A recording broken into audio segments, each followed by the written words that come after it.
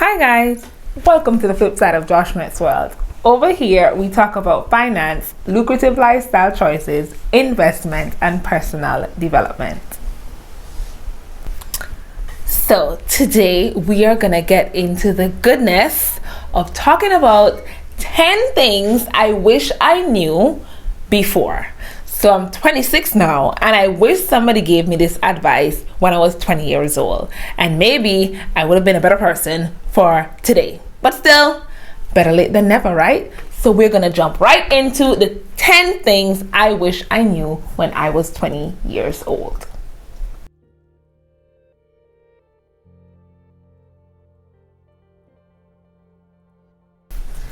One, the first thing I think we should all do, whether you're doing it now that you're 40, now that you're 26, or when you're 20, however old you are, if you have not dealt with your childhood trauma, you need to deal with it. I believe in childhood trauma. I believe the things that happen when you are younger affects how you operate in your relationships, in your everyday life, the way you work, the way you talk. Anything in your childhood that has negatively impacted you, you need to confront that person. So for me, I confronted my mom like 2 years ago. We had a really big cuss out, and I was like, you used to plait my hair in the worst styles ever, and I hated it. And like at one point in our cuss out, she's like, you can leave my house now. And I'm like, first thing first, you no longer scare me when you say that. When I was 16 and you said that, yeah, but now I'm an adult, I can actually leave your house because I have somewhere to go. But I should say though, and your girl, I was watching another video, Bree Lee, I'm just gonna tag her here or here. You'll be able to see that video that she did. When you're confronting childhood trauma, you need to not live with your parents. You need to say what you gotta say and leave. And if you are not in the place to say it and leave, you need to find a safe space, and eventually you will say it. But you need to tell your parents how you feel. And you can do this in the most respectful way. However, I think you need to do it and let your real emotions come out. And call me a hypocrite. There's stuff that I need to say to my dad that I have not said to him. I hope that I say them to him before he dies. But he also needs to hear it. I spoke to the pastor the other day, and he's like, some things need to be said and some things need to be heard. And there's some things that I want to say to my dad, and eventually I'll say it to him. But I've also accepted that is who he is, and I don't want to change him. And also with confronting your childhood trauma, you get to understand things from somebody else's perspective. Like now, I think my mom is an amazing woman, and I understand why she did a lot of things that she did. We still have lots of curse out because obviously I think one way, she thinks the other way, but confronting your childhood trauma is going to make your relationship so much better. It's going to make you a better person. You're going to feel at ease, and also forgiveness is key. Like when you say it. Like you see my hair, like I cut my hair this year, so my hair is actually shoulder length now because I have this full-time bob, because I feel like it's easier to manage when my hair is this length. However, I'm just gonna snip in some pictures. Like my mom did me bad, and let me tell you the rationale she gives me. You never had no hair, so I had to. So she's right. Plait one here, and then plait it into the next one, and then she does. They call the style the cutie. I hated it. And the students used to bully me, and my siblings used to laugh at me. And I grew up, and I was able to tell. Well, I told her lots of other stuff, but that was one of the things that I know. Like, can you imagine going to school and everybody laughing at you because your hair looks like a hot mess? And imagine my mom used to do this style all the time. Soon as I hit secondary school, and my cousin Jakima could plait, my mommy come off the plaiting here because she not plaiting here no more. No. And when I was done from secondary school and I went to college, make it worse, permin, because boom, we're not doing this. But I now have locked hair, and a day I'm gonna snip in that video if I can find it, where I was saying, like, you can't laugh at me anymore because I have long hair now, because your girl works, so I have money. Wait, so let me get a story. My mother used to plait my hair in the ugliest styles ever, and my siblings used to laugh at me. But they ain't laughing at me anymore because my hair's longer than theirs, and I'd be like, flip, Bam, bam. Yeah, can't laugh at me now. You know the meme that says, you're not ugly, you're broke? I didn't have short hair, I was just broke. And now I got money, I can buy hair. Friends will tell you I do not know how to act. I get like a hair, I'm gonna know how to act. You wanna see me when I go out, flipping my hair and shit. Banana behavior. Stop filling up your snap and finishing your data with me talking about my hair. But I'm just really excited that it's been a year since I've been locked and I've enjoyed my journey. So yeah, I'm excited about this second year with my hair locked. I don't know why I didn't do this long time now. I don't know why. Number 2, I've learned that you take nothing for granted. And again, I will say to you, and this actually happened in 2021, where I discovered one of my biggest flaws is when I accomplish something, it's like, boom, I celebrate my accomplishments now. Like, I call my friends, we go through the whole process of celebrating, you know, but then boom, I move on. What's next? And I was watching, I'm gonna clip in her podcast, and I was listening to her podcast and this lady sounds like me. So she said she bought a car and they're at dinner celebrating with her husband that they bought a car, and at the same dinner she's like, well, what are we gonna do now? We've done that. And I'm like, this sounds like what I would do. So I feel that with goal setting, or if you're a goal driven person like myself, you might find yourself always thinking about the next goal. This became very evident when I purchased my first car. I think it was 2 years ago. Yeah, 2 years ago. I purchased my first car. I ended up selling all my makeup and I basically had a deposit for a car. It was originally for my trip to Chile. That didn't work out, and so I used it as a deposit. Bought my first car, and that evening I was sitting at a braai with my husband and my mom, and everyone was celebrating, and I said to my husband, so what's the next thing we're working towards? And he was like, well, don't you just want to have this moment? Like, aren't you proud? You should be proud. Like, this is a big deal. Like, well done. And considering just how many things we have overcome, he was right. We deserve that moment. We deserve to appreciate and really celebrate that moment. But instead, I was already worrying about the next big thing. And this is something I'm guilty of quite often. So that is why I kind of ground myself and think about all the things that I'm grateful for. The next step is highlighting the and I call my other half and I'm like, you know, I have a problem. I have a serious problem.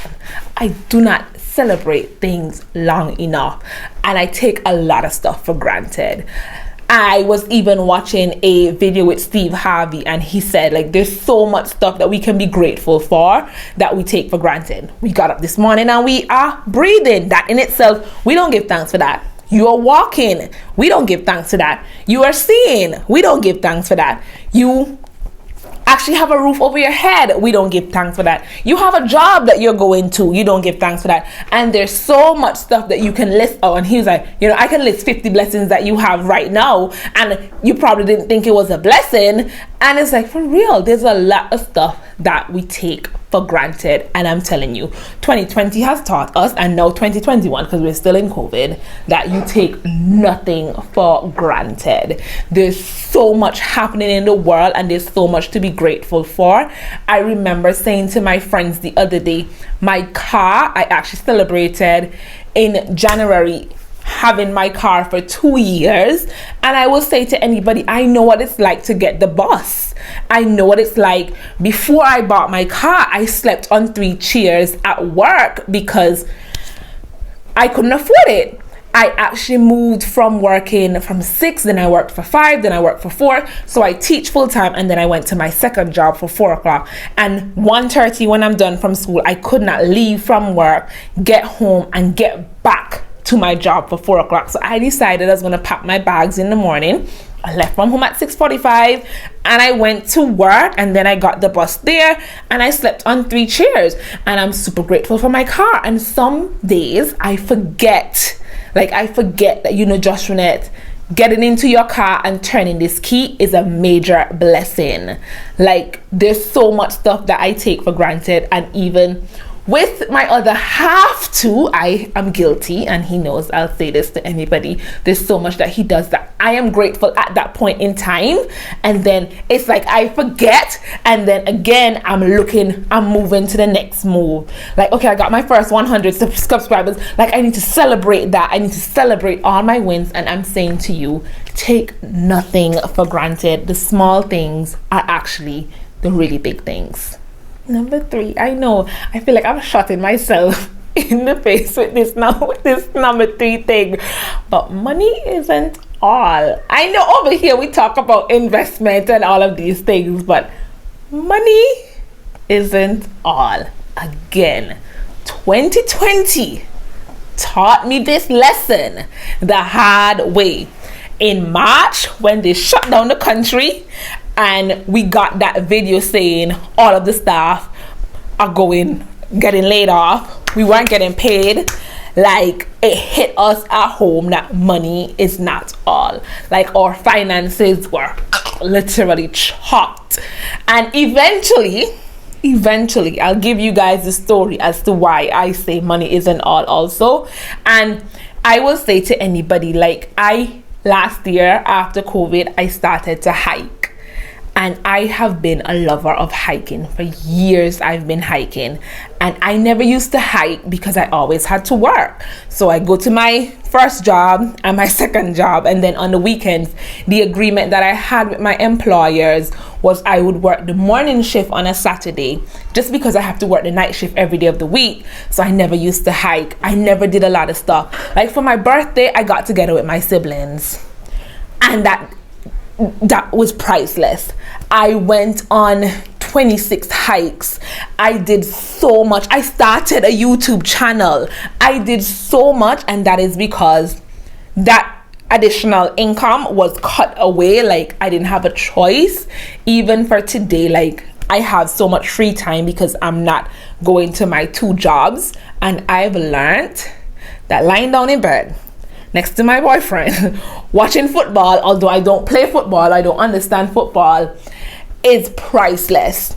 Getting up on a Saturday morning and going on that hilltop, no matter how I feel, it is priceless, and money cannot buy that. I know we're all stacking the changes, and I know in my introduction video, and I will say it, I believe we should all aim to have $1 million in assets, to have our 6 months savings, to have our life made. But we need to also put at the back of our heads that there's so much more to life than having some money in the bank.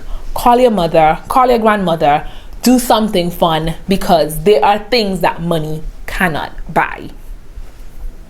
Number 4, I'm probably gonna get bashed. However, one of my favorite things about the Kardashian family is the fact that they are a tight-knit family. Number 4, family is everything.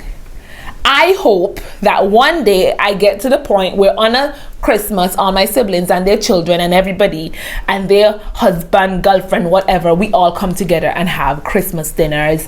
I hope that we get to the point where all of my birthday celebrations and their birthday celebrations, we get together. We actually started to do that year before. So for my 25th, like, I had a whole celebration. But it wasn't just with my siblings, it was with my whole friends. We had an all-white party. You guys should enjoy this clip from my 25th birthday. My 25th birthday celebration. So I look like a snack, I know. And guess what? You are only here this evening because I don't have a man. So I said it for you all. I had a man. So that happened here. So at least you're honest. Yeah. Next year, we celebrating my birthday because I'll be on the night. Somebody's wife. Yes. After those images, yes. The last thing I told Kat, I'm gonna be somebody's wife. I'm gonna take it in.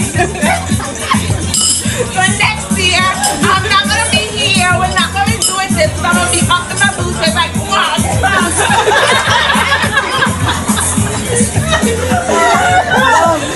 Okay, yes, I said it. I know. My 25th birthday was lit. And then the point is, we then did the same thing for my sister's birthday. We got together and we had dinner.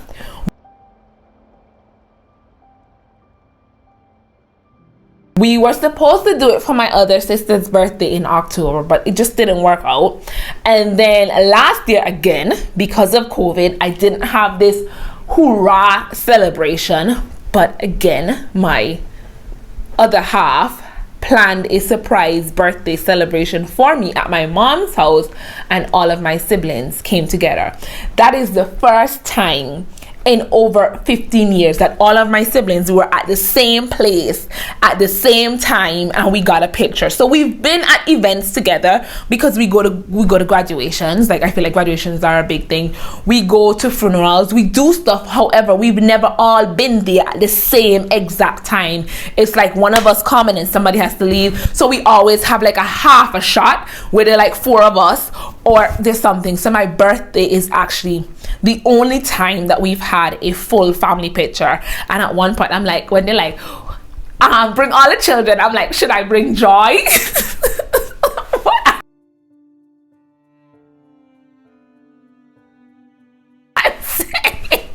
I'm saying, I hope that we get to the point where we're more close-knit, where we are together a bit more, because I really think that family is everything. Number 5, guys, and this again, I can't keep telling you, like, I feel like 2020 was I needed it. Balance. Even this year, when we went back to school, that was my word to my students. So our word for the year is obviously everything is going to be awesome. You can check out my awesome video on how I made the word awesome even more awesome. But I believe in balance. So I said to my students, you have your school life. For those of you who are in extracurricular activities, you have that. You have your friends, you have your family, and with all of these things happening, you must create that balance. But the last 4 years, I have no balance. None. Nada. I go to work, I go home, I sleep, I go to work. I get up, I go to work. And then I try to fit in dating. I try to fit in, like, today is my friend's birthday. Okay, I need to go through my phone and get all of the pictures that I have with them and post them on my Snap. I need to call them and say happy birthday, but I've missed so much stuff because I did not have balance. Now I'm trying my best to balance work life, school life, education, and all these things. And I'm saying to you, a tip that you need to know is balance is important. And I will say to anybody that I am a workaholic, and COVID-19 is the reason that I have slowed down, because for 4 full years, from Monday to Friday, I work from 8 to 1:30. And then at one, as I said, I was working for 6, and then I moved from working to 6, I work for 5, and let's say from 5 and then work for 4. So I worked 8 to 1:30, and then I work 4 to 12:30. I get home, I have a nap, and then I am up in the morning at 5, and I'm leaving the house at 6:45. And then I have 2 days off from school and 2 days off from this workplace. And I'm telling you, on my days off and they call me to go to work, guess what? I'm going to work. Literally. I have missed baby showers.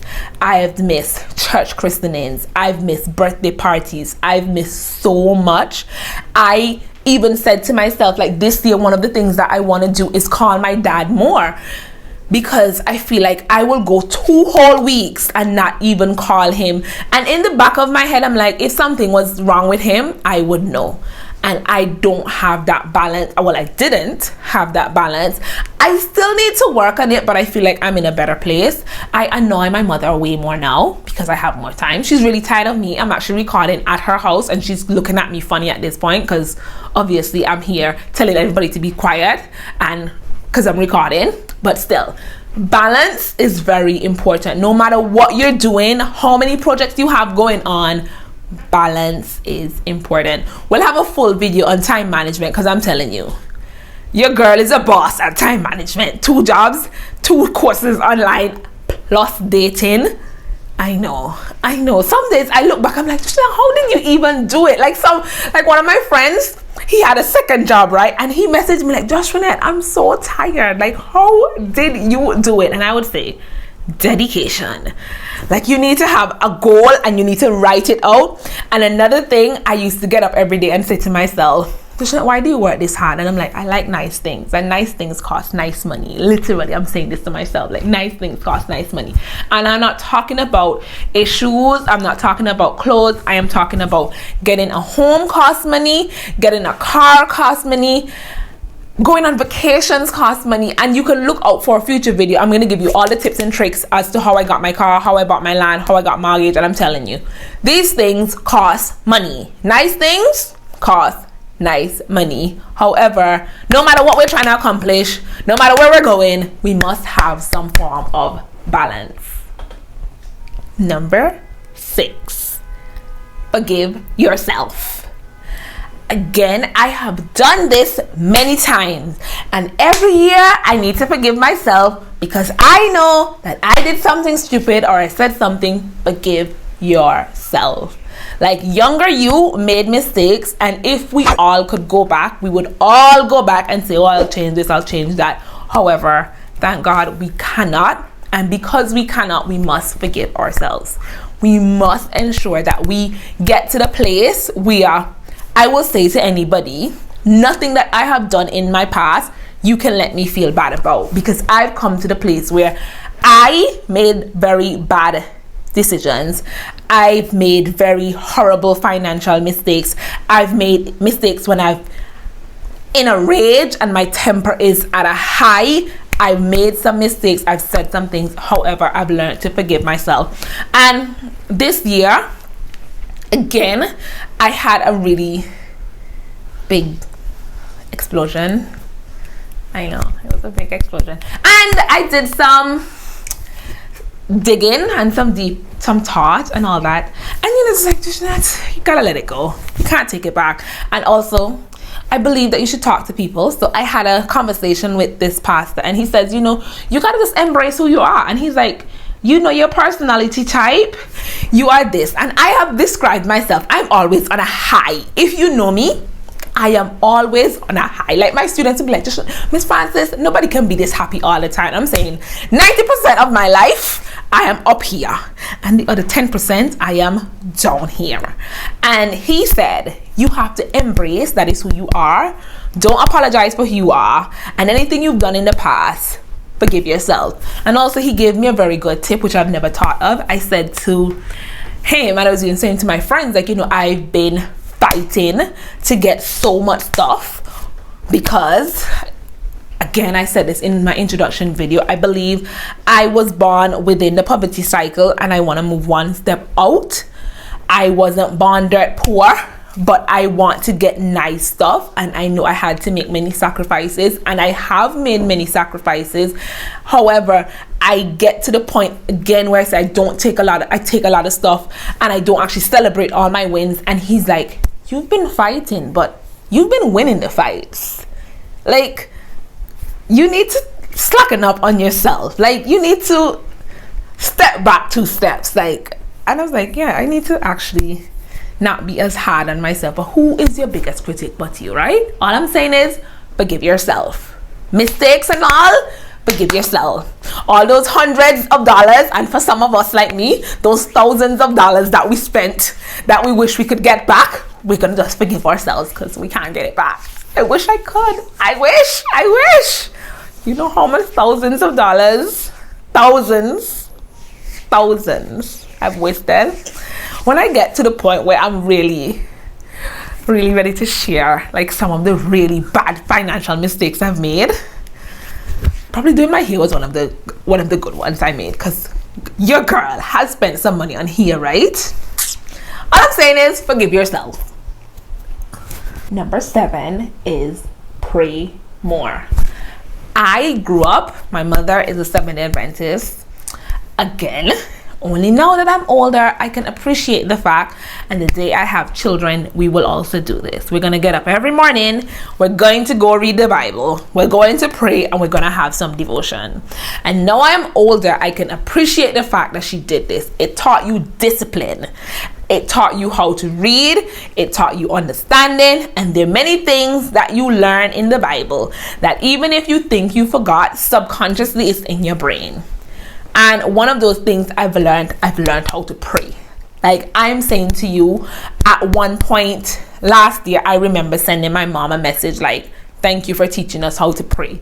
Because COVID-19 and all the other things in life that is going wrong, I am telling you, if you don't believe in God, whatever you believe in, that's your business. All I'm saying to you is to pray more. One of my goals for 2021, which I have been living up to, like I missed one single day, like literally at this point I've only missed one day, and I actually pulled across when I recognized I left home and I didn't pray. I actually pulled to the side of the road and prayed. So I've always prayed. However, let me tell you what I did. On my way up to work, I'm here saying the Serenity Prayer, the Lord's Prayer, and then I say a personal prayer. On my way to work, in my car, I'm going to say it. And in the bathroom, and I recognize I didn't pray, I'm going to say it. Like I'm at my desk and I'm at school, I'm recognizing I didn't pray today, I'm going to say it. And God has always been a part of my life. I've always been like, He made a way and I'm grateful. But I haven't really given Him that time to be like, thank you, and whatever the case is. However, for 2021, I've gotten up every day, I'm telling you, except one day, and get on my knees and say a prayer before I start my day, before all of the craziness happens, because that 5 minutes of giving thanks, and like some days I'm telling you, I don't even pray and be like, God, can you fix this? Some days I'm praying. I remember like at the end of the year, I had one bawling, and I'm crying. I'm like, I'm so grateful for all that you have done for me. Like, and then again, I'm super emotional. So let's just ensure I say that. But I'm telling you, and I've heard people give their testimony, like when God does stuff for you and you're praying about it and those tears flow, that it's real. Like, I am telling you, there have been so many stories that I can give you, so many testimonies, right? That God has seen me through. And I'm telling you, if you have not been praying, you need to start praying. And if you have not been putting aside a time to pray, you need to do it. Like, we need to move away from the place where God is just a part of our lives. And again, I'm saying I'm guilty for that, where God has been a bypass. It hasn't been something that I routinely do. Like I'm here, like I gotta go to work for 4 o'clock. I'm like, okay, when I get there, I'll pray when I'm walking up. Like, no, that doesn't happen. Like, no matter what I'm doing, I am going to stop and pray. Like, for instance, my sister calls me and she's like, you have to take me to work today. And I'm like, okay, but I didn't pray yet. So there is me praying and then me getting up to take you to work.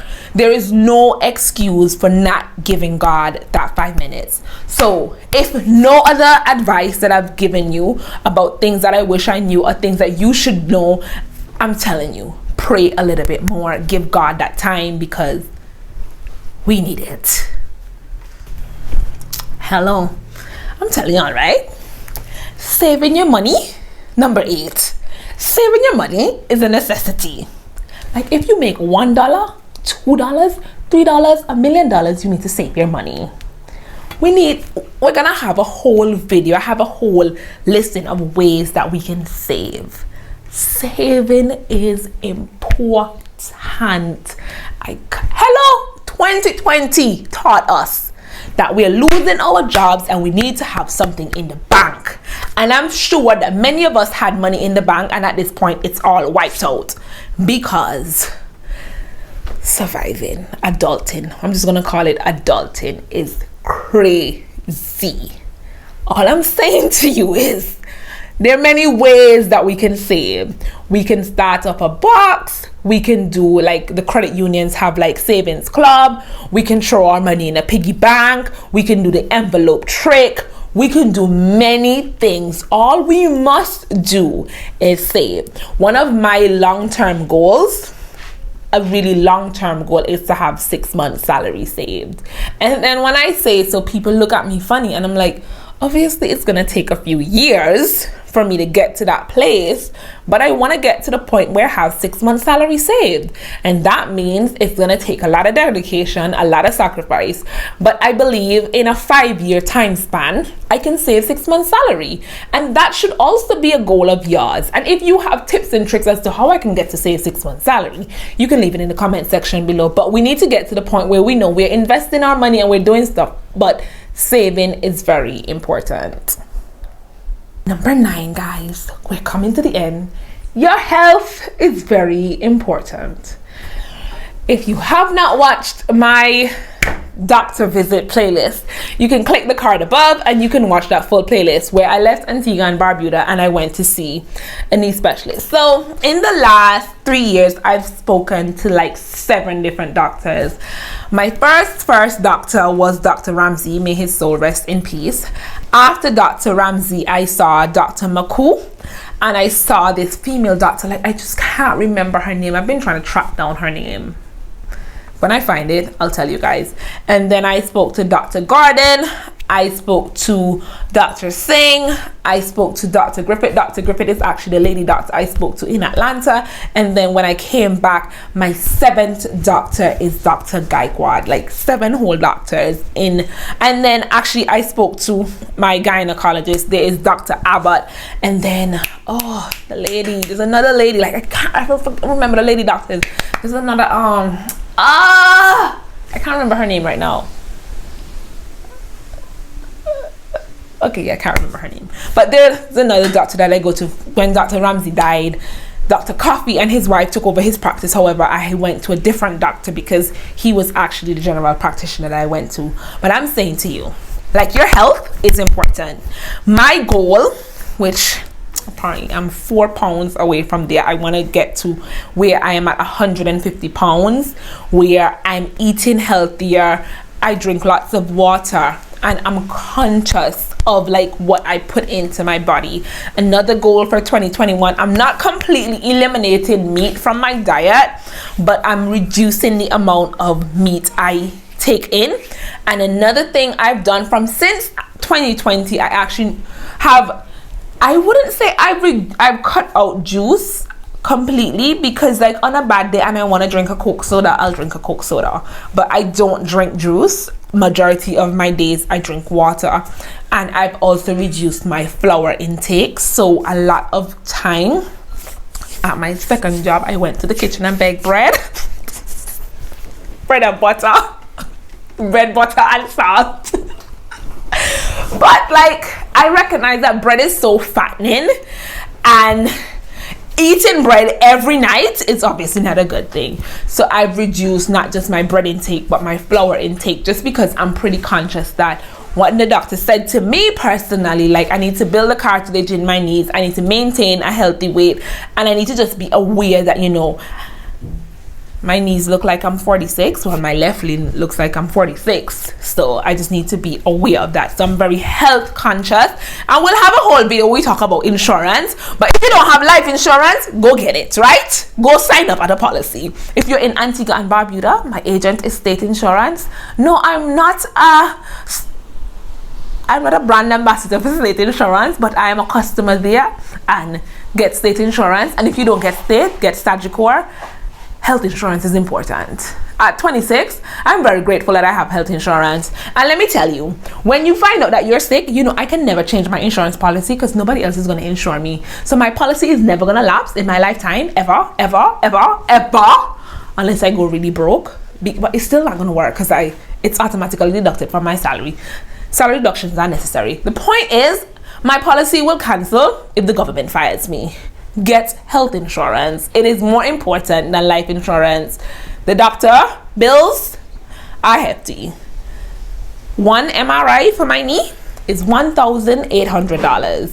Every time I go to see the knee specialist, it's $250. The bottle of tablet I take is $50. If I go to the regular gynecologist, $250. To take some blood tests and some blood works, we're looking at some more money. The hospital for some x-rays on my knees, $300 and something. All I'm saying to you is, health care is expensive. Take care of your health and get insurance. Number 10, guys, the big one. Stop apologizing to people who did you trash. Like, stop saying sorry. Like one of my friends, again, I'm telling you, my personality is up here all the time, and then I'm very aware that I can be very aggressive. My passionate ways can come off as aggression, and sometimes, while my intentions are pure, the way I say it and the way I bring it across can be a bit much to people. And I have known that I have said I am sorry. I've gone all out to apologize to people. Maybe I said something to you wrong. Maybe I did you wrong. And I'm telling you, some people, although you did not do them wrong and you apologize, they will still hate you. Anybody who you know in your heart that you did your doings out of love, you gave them your all, you did the most for these people, you were genuine and you were honest, and these people still think that you did them wrong, cut them off. Period. Just cut them off. Like, stop apologizing for yourself. Also, I told you I spoke to a pastor, and he says, embrace who you are and stop apologizing for being who you are. And I will say to anybody, I am a very optimistic, loud, and bubbly person. I am going into the staff room. Well, we're no longer going into the staff room now, sorry, because of COVID. But I get down there and I'm like, good morning. It's gonna be an awesome week this week. And then I'm going out the door, I'm like, awesome. And that is who I am. Literally, every week in the staff room. Or I go to work and I'm here telling people, do the money dance. I'm doing the most. I am telling you, 90% of my life is spent with me on this high, and the other 90% or the 10% is really on this like dirt low. Like, and the pastor also agreed with me, which I know, like, because I'm always on a high, my lows are lows. My depression is horrible. My sadness is horrible. Like, because that is my personality type, I have embraced it. I am who I am. And I will say to anybody, I am super passionate about stuff. I can be very loud. And I know that nobody that I have encountered with, not even one person, I want to see bad. I have never done anything that my intentions were not pure. I do it all out of love. And if you're watching this video and you feel like I did you bad and you cut me off or you don't talk to me anymore, I don't care. Because I know I did all what I did out of love, out of kindness, and I will no longer let anybody make me feel as though I did them wrong or I did not do something well enough in their books, because I know I am a great person. I am an awesome person. Period. Guys, I know it's 10 things that I wish I knew, I wish I was doing when I was 20, but still, I'm 26, so it's good. The advice is still magic. I'm still young, and the advice is magic to you too. Like, and again, out of all of the things that I said, praying, I feel like that was tip number 7. Like, praying, I feel like that's my most important one. Like, all the others, they're important. You should definitely adapt them into life. But number 7, praying, I believe that's the most important one. And guess what? If you want to see another video where I give you some tips and tricks and things that I wish I knew when I was younger, or things I wish I did differently, I will definitely do a part 2 to this video. But in the comment section below, leave that one tip that you think I missed out, or that one tip that you can agree to. And guys, mwah, I love all of you, and bye.